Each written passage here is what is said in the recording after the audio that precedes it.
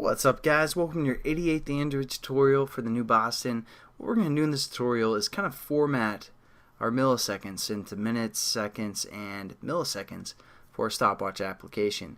Now, this is kind of a rudimentary concept for Java programmers, and you wouldn't expect to learn this at the 88th tutorial, but I know some of you guys probably don't know how, especially if you've just been following this series as a beginner programmer. So we're just going to quickly format, or I'm going to show you guys how to format this long into, again, minutes, seconds, and milliseconds.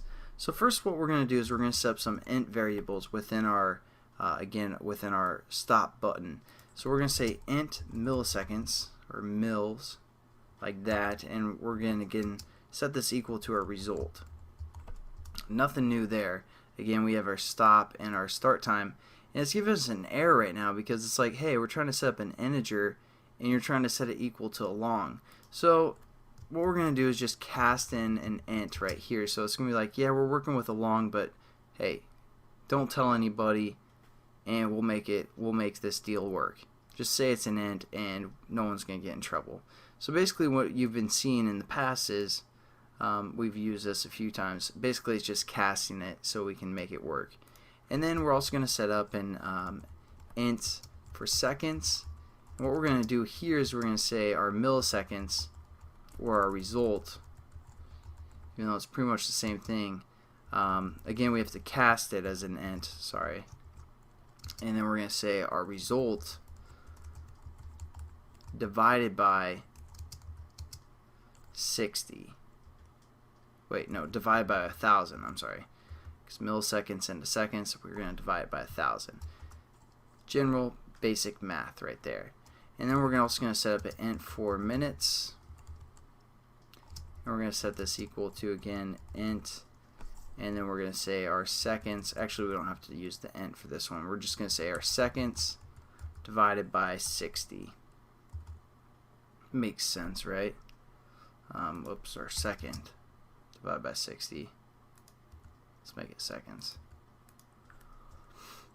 There we go. Alright, so now basically we have everything set up for the most part, and now what we want to do is we want to set our show result as those three variables. So what we're going to do is basically delete what we have so far, and we're going to say string dot format, and as you can see, it takes a string as its first parameter and basically objects as its second parameter, and etc. So we're going to click that, and for what we're going to say is basically we want to have our our minutes, our seconds, and then milliseconds all separated by a colon. So it's going to be something like this, right? But now we need to set up, basically that's not going to print anything with our variables in there. So what we're going to do is we're going to say our parenthesis sign, or I'm sorry, percentage sign D.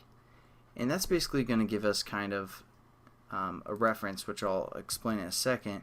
And again, parentheses D within here, we're going to say O2 and parentheses, oops, I'm sorry,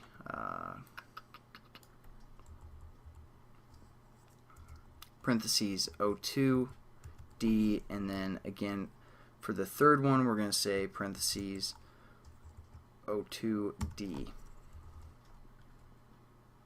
So basically what this parentheses does and this D does, it kind of just references over here. It's like, hey, this is the first D, give me an argument to work with.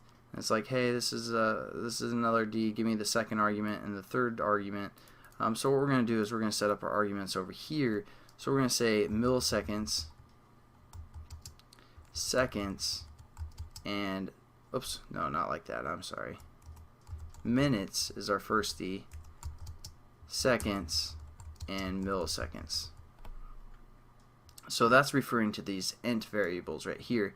So again, it's going to hit this first D, it's going to look for the first argument, the second D is going to look for the second argument, and the third D is going to look for this third argument. But now we still are having a problem, and I'm going to show you that problem real quickly, hopefully, when we run our application.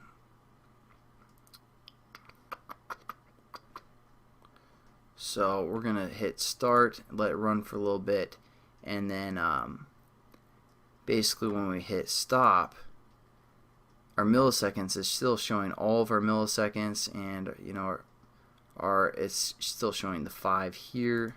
Stop again.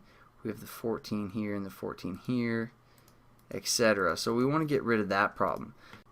Alright, so basically what we want to do is we want to kind of just use the remainder for each of these, at least for the seconds and milliseconds. So what we're going to do is we're going to say milliseconds is equal to milliseconds, and then we're going to use our parentheses sign again and say divide by 100. So basically what that is going to do is it's going to take our milliseconds, it's going to divide it by 100, and whatever's left over, it's going to take that and set it equal to. So this, I don't know if that makes sense, but we're also going to do that for our seconds as well. So we're going to say seconds equals seconds divided by, and take the remainder of 60. Let's say we have 181 seconds. What this is going to do is it's going to say 181 seconds divided by 60. Hey, that goes into it 3 times and with a remainder of 1. So it's basically going to give us the remainder. So it's going to say 1.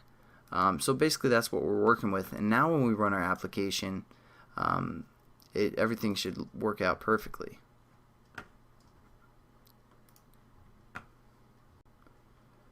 So let's just start, stop.